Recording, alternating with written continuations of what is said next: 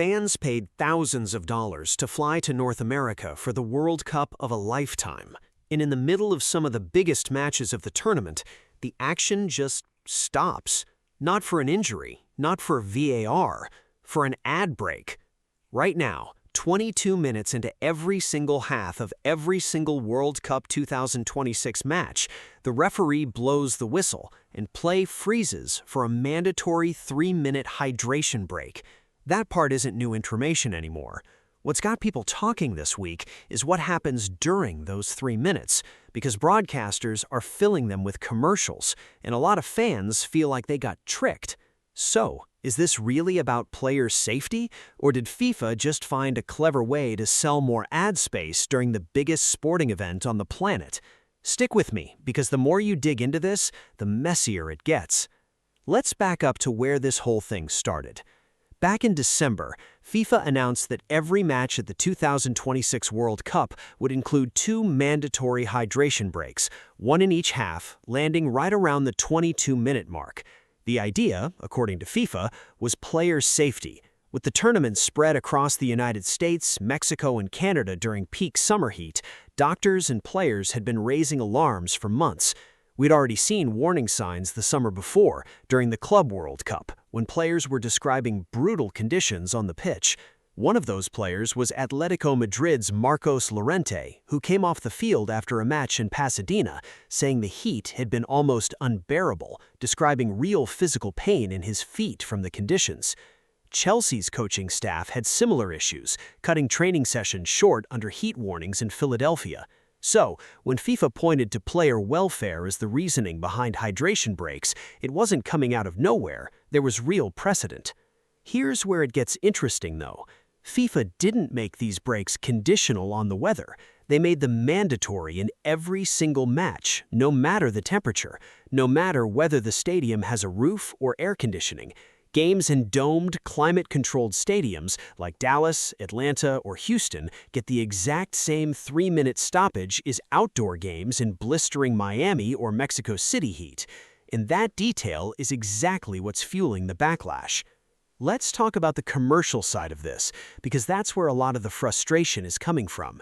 FIFA confirmed months ago that broadcasters would be allowed to air commercials during these breaks. That single decision changed how people see the entire policy. Instead of 3 minutes of players quietly drinking water on the sideline, viewers are getting cut away to full ad blocks, the same way you'd see during an NFL game. For American audiences, that's familiar territory. Football, basketball, baseball, all of it is built around natural pauses that double as ad inventory. But soccer has never worked that way. It's a sport built on uninterrupted flow, 2 45-minute halves with no commercial stoppages in the middle of play. That's part of what makes it feel different from American sports, and that's exactly the tradition this World Cup is breaking. During the opening match between Mexico and South Africa, American viewers watching on Fox said they missed live action in the second half because the broadcast cut to a full-screen commercial. That clip spread fast, and it became one of the first real flashpoints of tournament criticism. Now, think about the money on the table here. A single 30-second commercial slot during this World Cup is going for somewhere between $200,000 and $300,000, and some of the highest demand slots have reportedly gone even higher than that. Multiply that by 2 breaks in every match across dozens and dozens of games, and you start to understand why some fans are convinced this is less about hydration and more about creating new advertising inventory. Would you have a different reaction to these breaks if there were no commercials running during them at all? Let's go deeper on the heat science angle, because this is where things get genuinely complicated. A senior weather analyst covering the tournament pointed out that very few matches so far have actually reached temperatures that would justify a mandatory cooling break. Cities like New York, parts of California, Miami, and several stadiums in Mexico have been hot enough to warrant real concern. But stadiums with roofs and air conditioning, like the ones in Atlanta, Houston, Dallas, and Vancouver, simply haven't needed it. FIFA's response to that criticism has been consistency. Their argument is that applying the same rule across every match, regardless of climate, keeps the playing field level for every team. No team gets an advantage or disadvantage based on which city they happen to be playing in. On paper, that's a reasonable position. But here's the bigger issue. Some sports scientists have pushed back on the entire premise, arguing that 3 minutes simply isn't long enough to meaningfully lower a player's core body temperature or meaningfully reduce the risk of heat-related illness. If the breaks are too short to make a real physiological difference, then critics are left asking what the actual purpose is. This is different from how FIFA has handled heat issues in the past. At previous tournaments, the response to extreme heat was more reactive, lowering thresholds for water breaks only when conditions genuinely called for it, and adding extra water and cooling stations around the pitch. This time, FIFA built the break directly into the structure of the match itself, turning every single game into something that functionally plays out in quarters instead of halves. That structural change is part of why this story has had such staying power. It's not one controversial moment, it's something fans are now experiencing in literally every match of the tournament. Now let's talk about how this is actually landing with the people on the field and in the stands, because the reaction has been loud from both sides. Liverpool's Virgil van Dijk spoke about the breaks recently, after the Netherlands' draw with Japan, and his tone wasn't anger so much as genuine bemusement. He basically said the whole rhythm of it feels strange to him, as someone who's watched almost every match of the tournament so far. Coaches have voiced a different concern.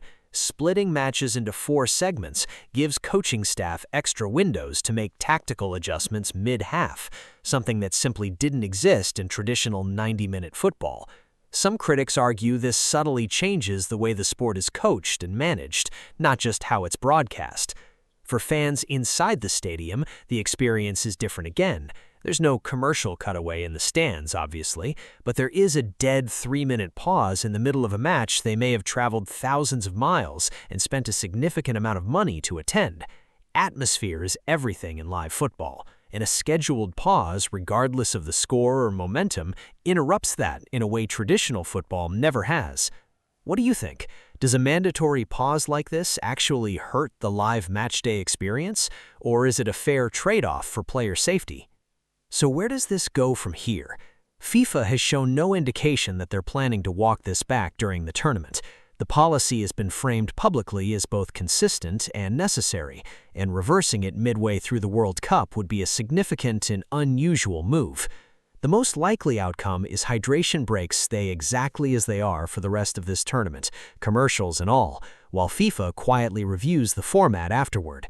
If global criticism keeps building, especially from federations and players outside the United States who aren't used to American-style broadcast structure, FIFA may face real pressure to revisit the policy before future tournaments. A more aggressive possibility is some kind of compromise, hydration breaks that remain mandatory in genuinely hot conditions but become optional or shortened in climate-controlled stadiums. That would address the consistency arguments while responding to the heat science criticism. Whether FIFA is willing to make a change like that mid-tournament is a different question entirely.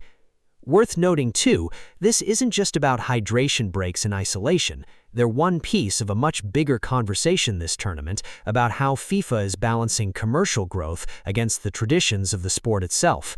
Whatever happens with this specific policy will likely shape how aggressively FIFA experiments with broadcast formatting at future World Cups. So, here's where we land. Hydration breaks were introduced as a player safety measure, but the decision to let broadcasters monetize that time with commercials is what turned this into a real controversy. The heat science behind it is genuinely debatable in stadiums that don't actually need cooling breaks, and the commercial money involved is significant enough that skepticism from fans is completely understandable. Which side of this are you on? Do you think FIFA is genuinely prioritizing player welfare, or is this really about advertising revenue wearing a safety label?